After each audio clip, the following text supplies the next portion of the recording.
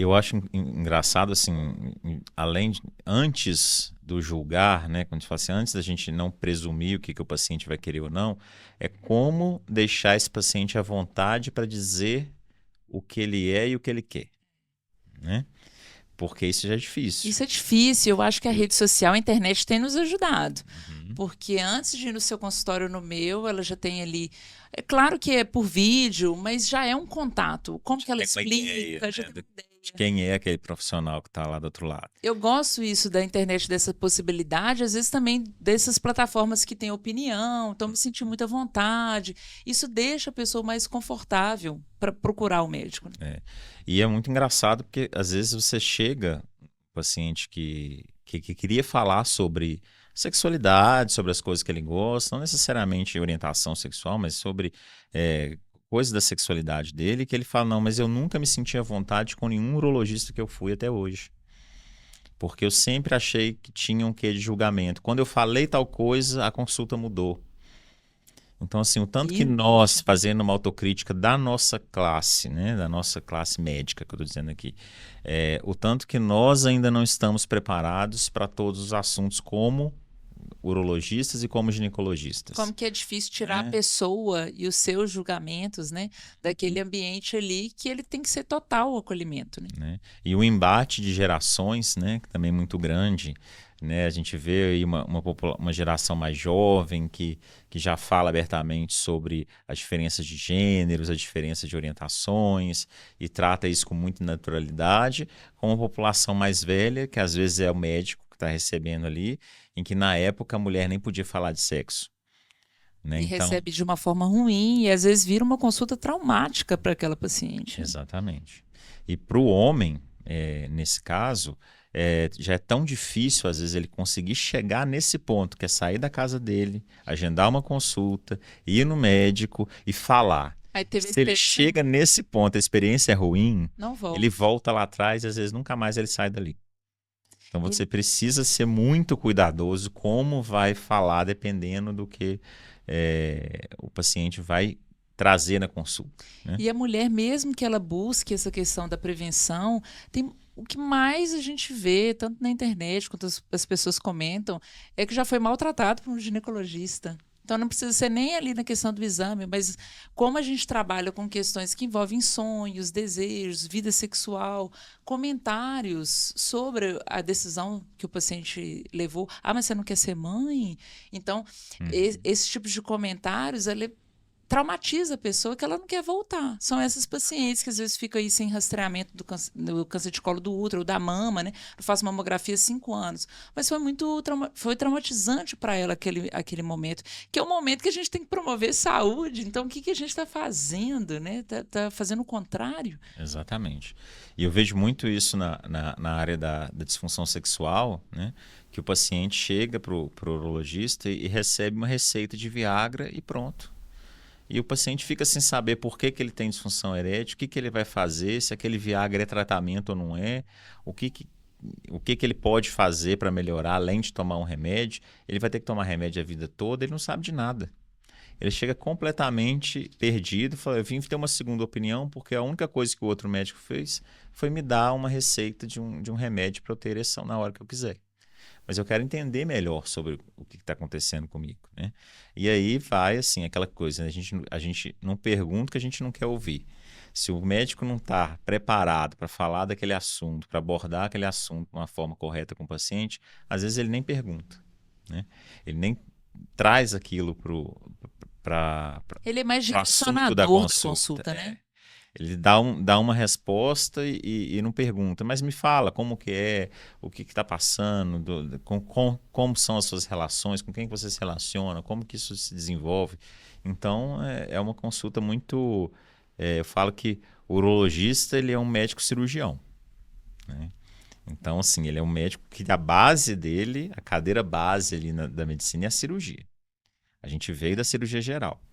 Então a gente fez cirurgia geral e depois de formado cirurgião optamos por fazer a residência de Consultor. urologia. E aí esse cirurgião tem que ir para o consultório e falar com o paciente de sexo E aprender a conversar. e aprender a conversar. Que já é uma dificuldade que eu vejo, Yuri, na questão do homem não ser incentivado a falar sobre os seus sentimentos. Então, muitos homens têm dificuldade de comunicação. Exatamente.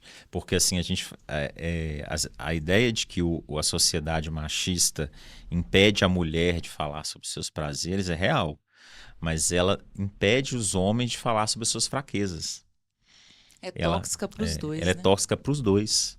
Porque o homem pode falar dos seus prazeres, o homem pode falar, fui em tal lugar, transei com tantas mulheres, tive tantos orgasmos, é maravilhoso, mas e ele vai falar que ele broxou? Não pode ser vulnerável. Ele vai falar que ele ejaculou rápido?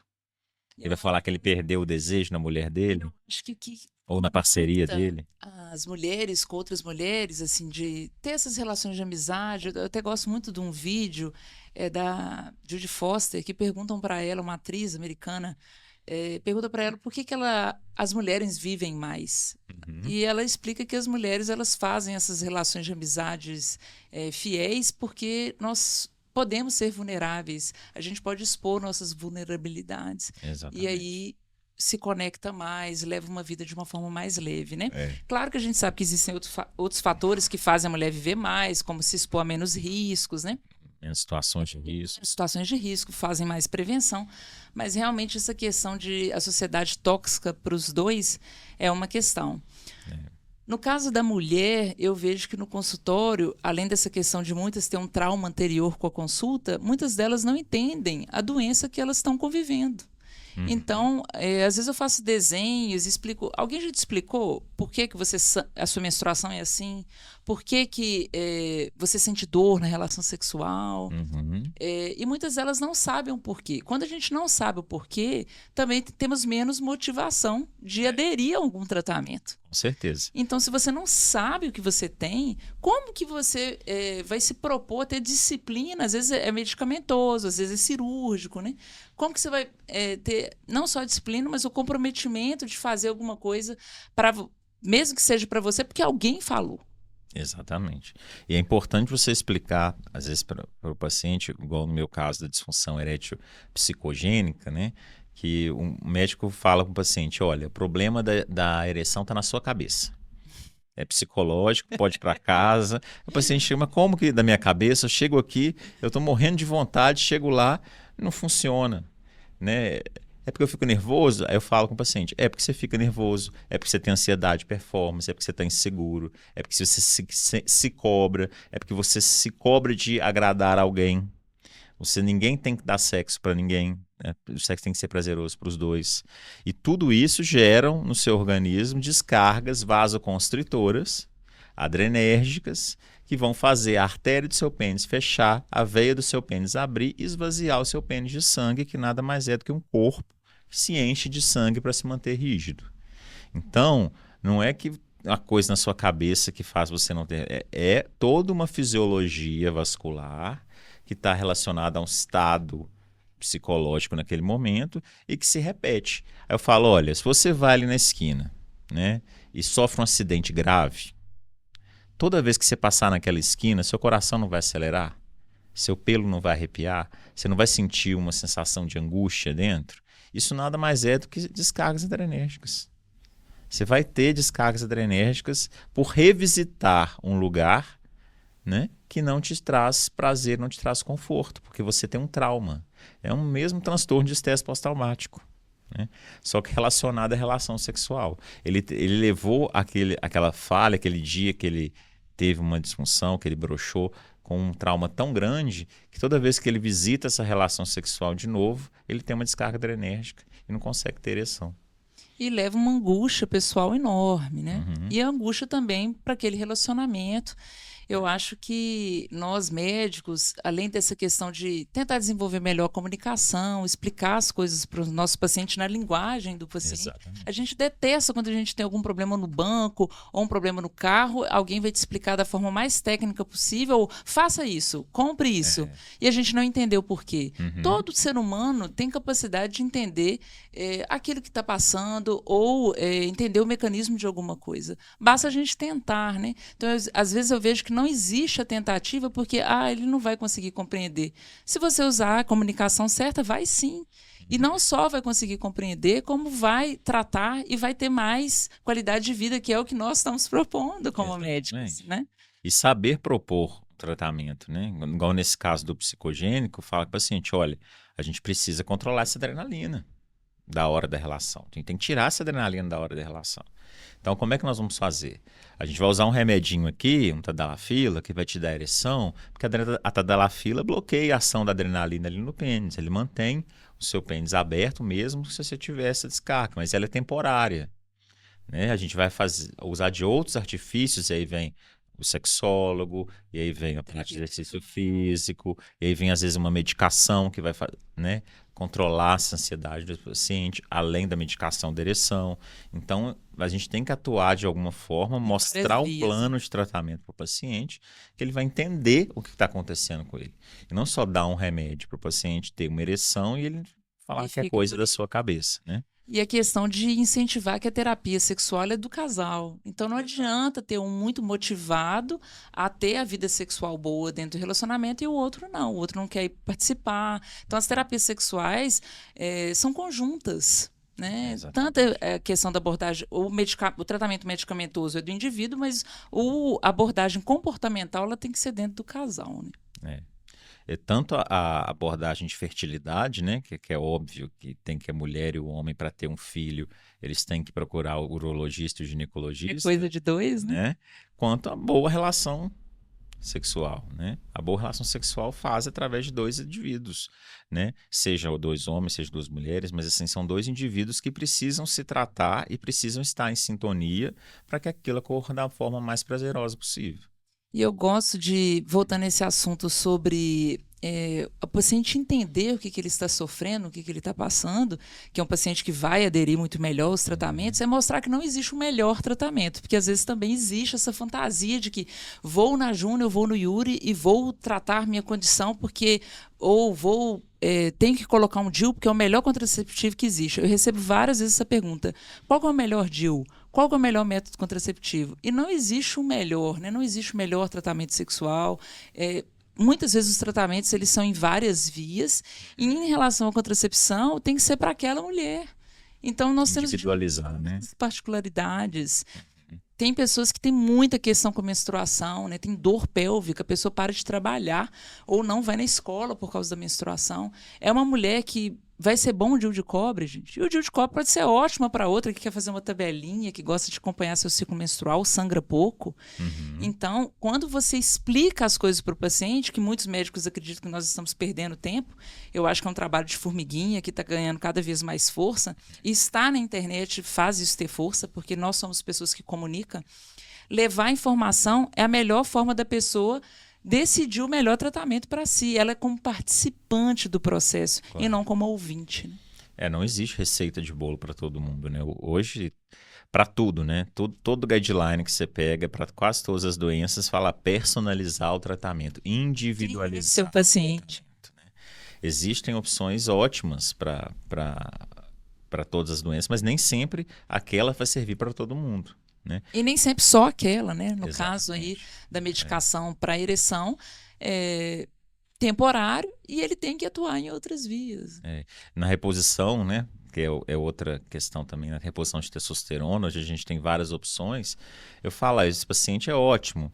Ter uma injeção trimestral é muito cômodo, você toma uma injeção a cada 3 meses, ótimo, mas nem todo mundo quer. E aquele cara que tem fobia de agulha, que não quer saber de ficar tomando injeção toda vez, que dói, que sente dor, que não está confortável.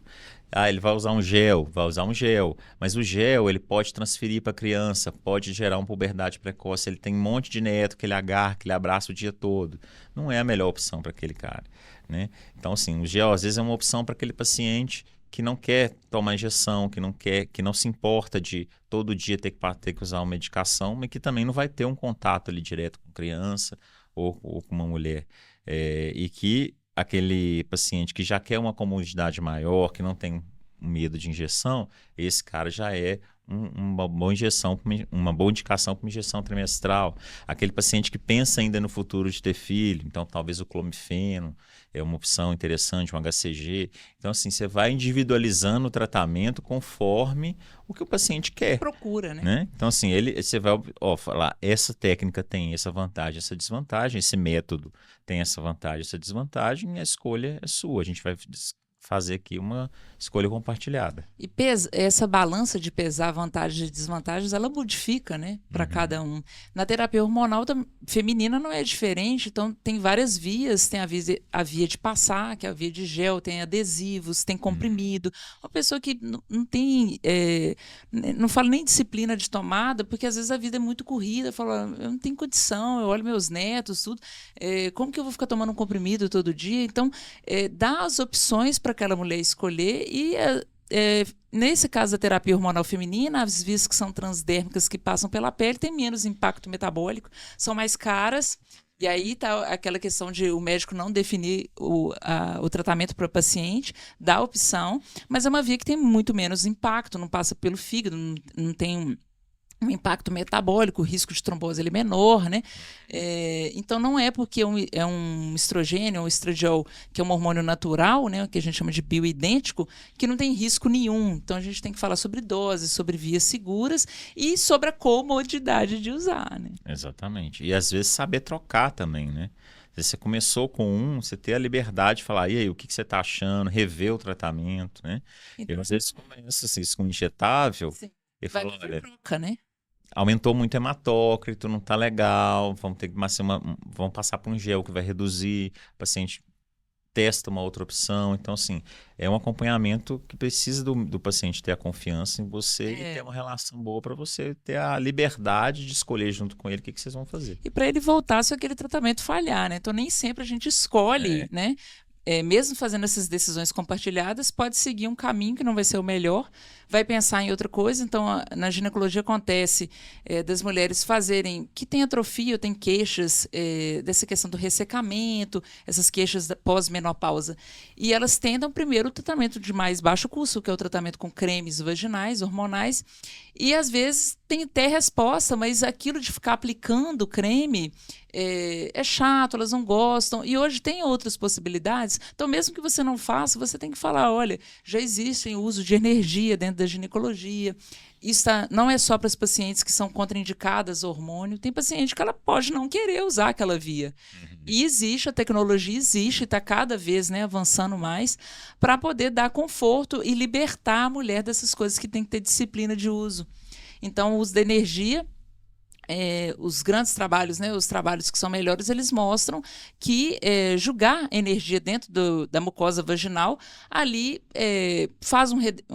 vai remodelar aquela mucosa e pode ali tratar aquela atrofia sem ser um tratamento hormonal.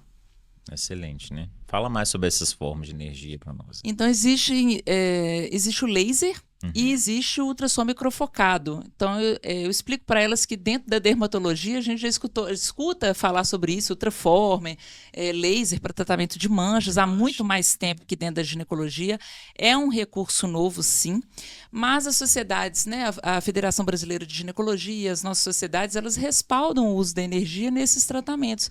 E para a perda urinária também, né? Então, é uma perda urinária que ela tem que estar relacionada a um desgaste ali daquela musculatura e uma flacidez vaginal que ocorre não só por causa de parto normal, que às vezes a pessoa pensa, só porque eu tive o parto normal eu tive isso. Não, carregar uma criança, né, entre 3 a 4 quilos, ter gestações, 2, 3 gestações, isso enfraquece o assoalho pélvico e tem um impacto vaginal também.